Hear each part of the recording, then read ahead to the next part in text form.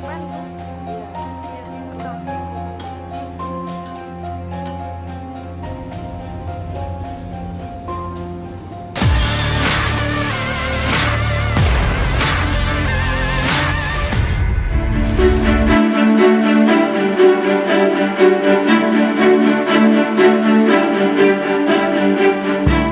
Kuliner pedas dengan cita rasa khas terus menarik perhatian masyarakat termasuk di Kabupaten Sidrap.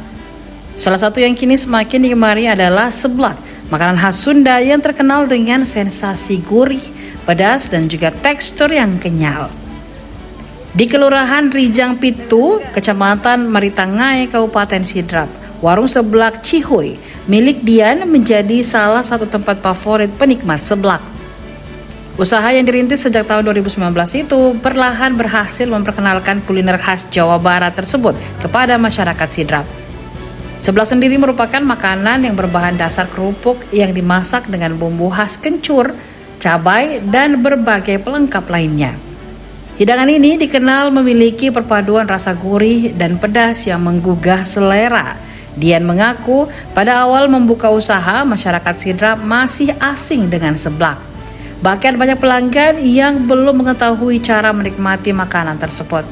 Menurutnya, perkembangan media sosial turut membantu memperkenalkan berbagai jenis kuliner dari daerah lain, termasuk seblak yang kini semakin populer di kalangan anak muda. Berapa tahun makin Mbak begini? Lama nih dari corona. Wih, 2019 berarti Mbak Di. Ya. Itu yang seblak di Bandung. Iya. Iya, Pokoknya betul. kita makan seblak. Iya, di Bandung. Di Jakarta juga pernah. Ada juga anak-anak main ke Bandung. Iya. Katanya makan seblak kok beda rasanya. Tapi Nana suka seblak tak? Rasakan sendiri saya. Oh.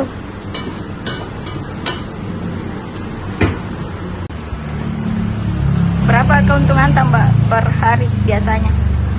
Biasa berapa Mbak? Berapa Mbak? Beli sini coba ya. Lebih 200 300. Ya. Download Tribun X sekarang, menghadirkan lokal menjadi Indonesia.